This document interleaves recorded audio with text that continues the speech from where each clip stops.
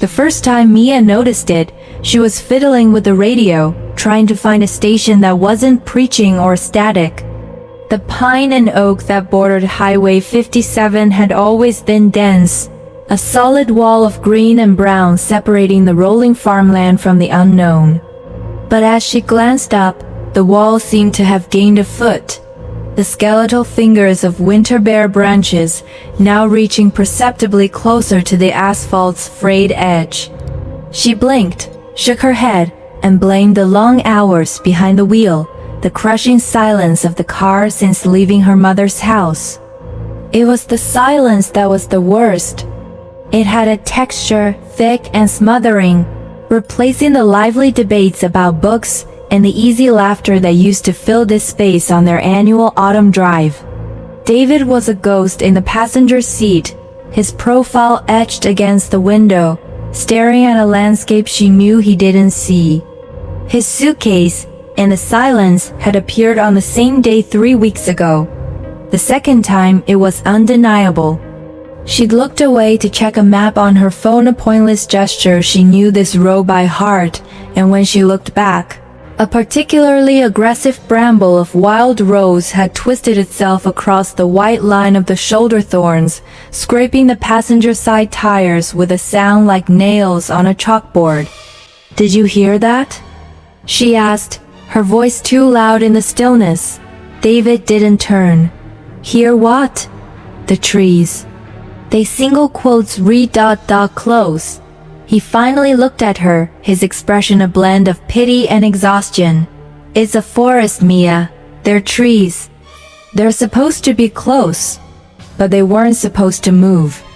Yet, over the next 2 days, as they drove the same deserted stretch each evening from the bland comfort of the only motel in Wilbur Creek to nowhere in particular, the forest defied David's logic. It became a ritual of dread. She would focus on the yellow center line, the crumbling asphalt, and in her periphery, the green darkness would swell. She'd snap her head to the side, and the branches would be there, closer, leaves now brushing David's window with a soft, persistent tick-tick. It was slow, incremental, a patient predator. The wide sunny berms she remembered from childhood trips were gone, consumed. The sky was now just a jagged ribbon of gray above them. On the third night, David spoke unprompted. "I'll take the wheel tomorrow. You're tired." "Seeing things." She wanted to scream. She wanted to grab his shoulders and shake him until his carefully constructed calm shattered.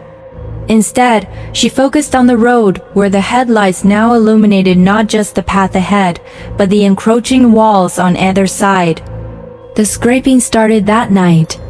Not just thorns, but branches wrist-thick, ancient limbs reaching out from the dark. They dragged along the sides of her faithful blue sedan, a long shuddering screech of metal on wood that raised the hairs on her arms. "Jesus!" David jolted in his seat, finally present, finally afraid. "What was that?" "The trees," Mia whispered, her knuckles white on the wheel. He twisted in his seat, peering out his window. "It's just a narrow stretch. You're too far to the right." But she wasn't. The road itself was being squeezed. The forest wasn't just growing, it was reclaiming. That night, in the motel room that smelled of mildew and regret, Mia lay awake. The silence between their twin beds was a living thing. The distant, rustling sigh of the wind in the pines outside their door sounded like breathing. She thought of the way moss grew, slowly and relentlessly, covering everything in a soft green shroud. The next evening, David drove. Mia watched the forest, her proof now in his hands. For a few miles, she dared to hope she had imagined it all. The road seemed clearer. Then, as dusk bled into full dark, David leans forward, squinting. "The GPS is glitching. Road should be straight here." But it wasn't straight. It was curving, gently at first, then sharply, leading them deeper into a part of the woods the highway had always famously bypassed. The headlights, set to David's higher preference, illuminated the horrifying detail. The bark on the trees nearest the road was scarred with long, fresh gouges, the marks of their car from the night before. The forest had grown over their path. "We need to turn around," Mia said, her voice steady with a cold certainty. "There's no turn-off," David muttered, his confidence fraying. "Then back up, now." He slowed but didn't stop. The canopy above thickened, weaving itself into a tangled roof. The last glimpse of sky vanished, swallowed by a latticework of branches. The air in the car grew cold and thick with the scent of damp earth and rotting leaves. And then the headlights landed on it. A solid mass ahead, not just across the road, but of the road. David slammed the brakes. The car shuddered to a halt. Ahead, the highway didn't just end, it was integrated. Massive gnarled trunks, wet and black in the gloom, had erupted directly from the asphalt itself. Roots had cracked through the yellow line, lifting and curling the pavement like old linoleum. Thicker branches, as wide as the car, had grown in a chaotic, horizontal lattice, creating an impenetrable wooden wall. It wasn't an obstacle placed there. It was an organic closure, a fist of wood and leaf clenching shut. The engine idled. The only sound was their ragged breathing and the constant whispering rustle from the living walls around them. "We have to back up," David said, his voice thin. He threw the car into reverse and pressed the accelerator. The tires whined on the broken pavement, but the car didn't move. Mia looked in her side mirror. In the red glow of the taillights, she saw it. A network of slender root-like tendrils had silently crept over the road behind them, twining around the rear axle and tires, anchoring them to the spot. They were not just stopped, they were caught. David swore, pounding the steering wheel. The horn blared, a short, pathetic bleat that was instantly absorbed by the forest. The sound seemed to anger the woods. The rustling grew louder, closer. The scraping began again, but this time it was purposeful. Branches, like bone-gray fingers, tapped and scratched at Mia's window. She looked at David, truly looked at him for the first time in weeks. His face was a mask of terror, all his detached coolness vaporized. In that moment, he was hers again, the man she loved, sharing a primal fear. But the moment shattered as a branch, thicker than a man's arm, slammed against his window with a solid thump. A spiderweb of cracks bloomed in the glass. David screamed, a raw, unfiltered sound. He threw open his door and stumbled out into the darkness. "Hey, stop it!" "David, no! Get back in!" He took 2 steps away from the car, yelling into the suffocating gloom. The forest reacted. Vines, sudden and swift as snakes, dropped from the canopy above. They wrapped around his ankles, his wrists. He shouted, struggling, as he was yanked off his feet. More branches descended, not to bludgeon, but to embrace, to encircle. They pulled him, not with violent jerks, but with a terrible, gentle firmness, away from the car, towards the heart of the wooden wall that had been the road. "Mia!" His cry was muffled, then stifled entirely. She watched, paralyzed, as the forest absorbed her husband. The branches folded around him, weaving a cocoon of bark and leaf. One final leafy shoot brushed tenderly across his forehead before he vanished into the verdant dark. The silence rushed back in, deeper than before. The scraping on her window intensified. It was no longer random, it was an invitation. The roots holding the car began to tighten. She felt the chassis groan as it was lifted slightly off the ground. Mia sat in the driver's seat, the key still in the ignition, the headlights still shining on the wall of grown road where David had disappeared. The fear was a cold stone in her gut, but beneath it, a terrifying understanding bloomed. The forest didn't hate. It wasn't malicious. It was simply patiently taking back what was always its own. The road, the car, the people who thought they could just pass through, they were all just temporary interruptions in a slow green heartbeat. A delicate tendril, tipped with a single vibrant green bud, slipped through the vent by her knee. It didn't attack. It explored, brushing her jeans with a feather-like touch. She thought of the silence in the car, the silence of her empty house waiting for her. She thought of the slow, inevitable growth of things left untended. Outside, the fingers of the forest tapped patiently on the glass. They were in no hurry. They had already grown across a road. They could grow across a door, a window, a life. They could grow over everything, until every silence was filled with the sound of growing things, and every empty space was held in a gentle, unyielding green embrace. Mia took a deep breath of the cold, earthy air leaking into the car. She reached out, her hand trembling, not for the door handle, but towards the curious budding tendril. The night Marissa Bennett crossed her neighbor's barbed wire fence, she returned home hours later with her clothes torn and her mind blank, only to find herself already sitting at the kitchen table, smiling with her teeth, but not her eyes. Marissa Bennett moved to Barlow Valley, Montana, because she believed empty places were safer than crowded ones. After her divorce and a lifetime of city noise, she wanted land, quiet, sky. What she didn't know was that the land here remembered every fight ever spilled on it. The property lines in the valley were older than any fence, older than any legal map. Some said the lines were drawn in blood, the year the Thatcher and Sorrell families killed 9 men over 100 acres of grazing. No one would buy land along their old few lines anymore, except newcomers who didn't know better. Marissa only learned the stories after she bought the place.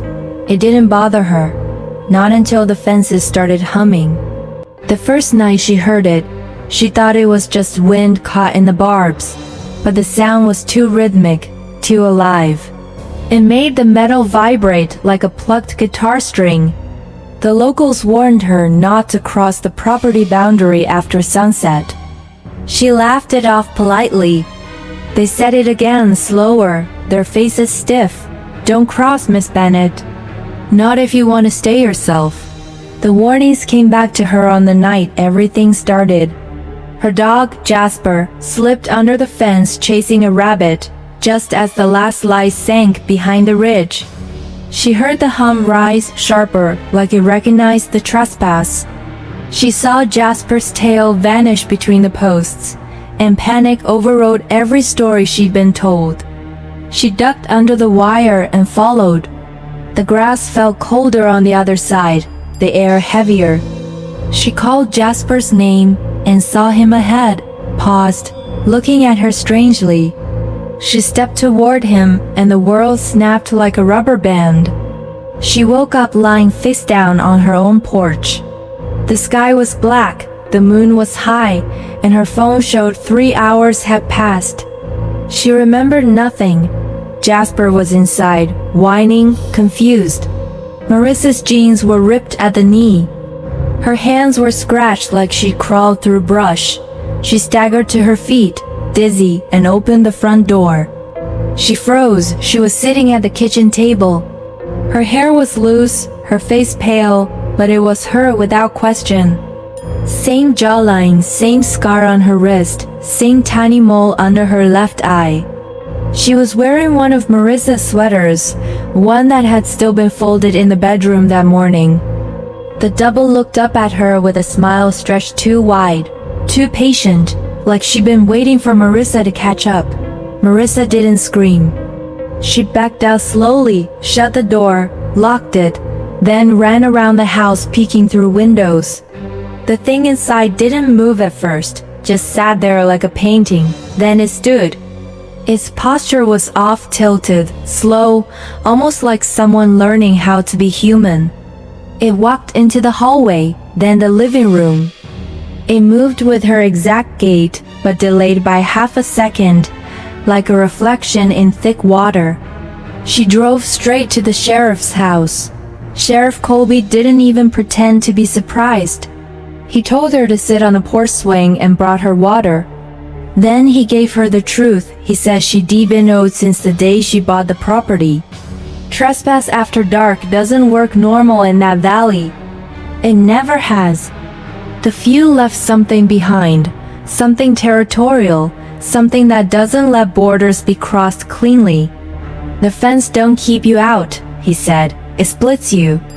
One side stays where it belongs. The other side gets pushed back to where it came from. How do I fix it? She asked, shaking so hard she nearly spilled the water. You don't, he said quietly. You wait. The duplicate fades after a day or two. They don't eat, don't sleep, don't talk. They just follow routines based on what you remember. They're like echoes with shape. They dissolve. Gust, sometimes light. Harmless usually. Usually, Marissa whispered. The sheriff looked down at his boots. Years ago, a man named Hal Pierce crossed drunk. His double didn't fade. It stayed. Took over his life.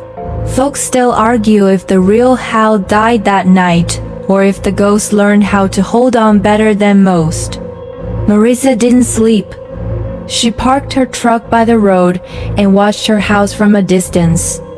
At 2 a.m., her duplicate pressed its face to the front window and stared out into the dark like it knew she was watching.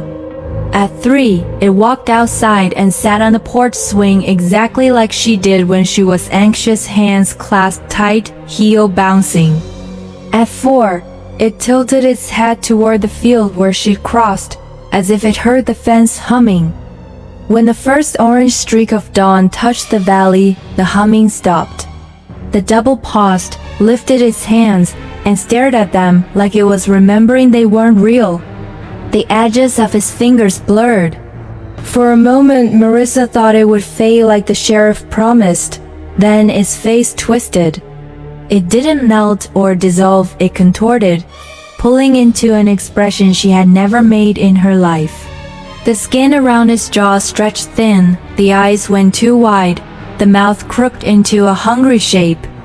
It looked at the fence, then at Marissa's truck, and the expression sharpened into something almost knowing. It bolted toward her. She tore down the road, the truck fishtailing on gravel. She could see it in the rearview mirror, running barefoot, arms swinging wrong, gaining on her faster than she thought possible. Its legs blurred at the edges like it wasn't touching the ground right. She reached the highway and the creature stopped at the boundary of her property, lying right at the fence. It touched the wire. The hum screamed back to life. Marissa swerved onto the shoulder, shaking. The double pressed its face to the barbs, skin rippling like smoke. It looked at her across the distance, its mouth moving silently. Then it stepped back and began walking the whole line of her property, pacing like a wolf marking territory. It didn't fade that morning, or the next night, or the next. 3 days later, she couldn't enter her house. The duplicate had locked the doors from inside. It moved through the rooms like it belonged there. It stood in the bedroom doorway watching her through the window with hollow hunger. On the 4th day, she found her dog Jasper lying on the porch, not dead, but weak, drained, like something had pulled at his life. Marissa went back to the sheriff, but he only shook his head. It's holding on stronger than it should. Means your crossing wasn't clean. Means something on the other side wanted a piece of you. She packed her truck. She planned to leave the valley forever. But as she drove past her fence line at dusk, she saw the duplicate standing in the road, waiting. Its form flickered. Its face stretched into that unnatural smile. And behind it, the fence hummed louder than she'd ever heard. She hit the gas. The headlights passed through the double like smoke, but the rear view mirror showed something worse. The double didn't dissolve. It turned, it followed, and the hum of the barbed wire continued long after she left the valley, as if the land itself had claimed her twice. When my family followed Google Maps into the woods, we thought it was just a GPS glitch. But when the road behind us disappeared, and the map kept rerouting us deeper into a place that hasn't existed for over 30 years, we realized something out there was guiding us, and it wasn't Google. When I was 16, my family decided to take a small weekend road trip. Just a quiet getaway from our noisy neighborhood in Ohio. My parents wanted peace, my little sister wanted snacks, and I wanted to sleep through the whole ride. Everything seemed normal until we left the highway and tried to take a shortcut to the rental cabin. Google Maps kept buffering because of the weak signal, but then suddenly the screen loaded and showed a bright blue line guiding us through a forest road called Raven Hill Road. There was no sign, no marker, just two crooked trees bent away from each other like something heavy had pushed between them years ago. My dad didn't think twice. If Google said it was a shortcut, then he was following it. The moment we entered the forest, all our signals died. My sister's tablet shut off, my phone lost connection, and even our radio turned into a static-filled whisper. The air inside the car grew cold, almost heavy, and the road narrowed so much it felt like the trees were closing in on us. Then we saw the first strange thing. An old, rusted car smashed against a tree. It looked like it had been abandoned for decades, but there was a fresh dent on the side as if someone had hit it recently. Worse, there were long claw-like scratches on the metal. My mom begged my dad to turn around, but when we looked back, the entrance had vanished. Trees covered the path behind us like they had grown over it in seconds. Dad didn't speak. He just drove deeper. The Google map on his phone glitched again. The road stretched, twisted, bent in shapes that didn't make sense. Then the screen zoomed out by itself and dropped a red pin labeled Raven Hill Last Location. None of us knew what that meant. The moment we drove past where the pin would have been in real life, everything around us became darker, colder. The windows fogged slightly, and I pressed my hand against the glass only to pull back when I saw smeared handprints already there. Large handprints, distorted, as if someone had touched the inside of the glass. Before I could say anything, something ran across the road. It wasn't an animal, and it wasn't a person. It was tall, thin, and bent at angles no bones should bend. It moved in fast, jerky motions, like something skipping through video frames. My dad slammed the brakes, but the figure was gone before we could process it. The forest swallowed it completely. We kept moving, terrified. The road suddenly forked into two paths left and right. But Google Maps showed three. A third road going straight that didn't exist on the ground. The phone vibrated violently, and instead of the usual navigation voice, a rough male whisper said, "Go straight." My mom screamed and threw the phone to the floor. Dad refused and turned right instead, pushing the car as fast as he could. Something huge crashed through the trees behind us like it was chasing us. My sister was crying, my mom praying, and Dad clenching the wheel so hard his knuckles turned white. Suddenly the road just ended. Completely, as if it had been sliced off by a giant blade. We stopped inches before falling into a massive ditch, what looked like a collapsed road. If we had followed the voice and gone straight, we would have died instantly. Dad tried to reverse, but the car wouldn't move. It felt like something was holding it in place. My window fogged up again. Slowly, letters formed on the glass as if a finger was writing from inside the car. Turn around. I felt paralyzed. Then tapping started on the glass, fast and impatient. Tap, tap, tap, tap. I slowly turned my head and saw a face pressed against the window.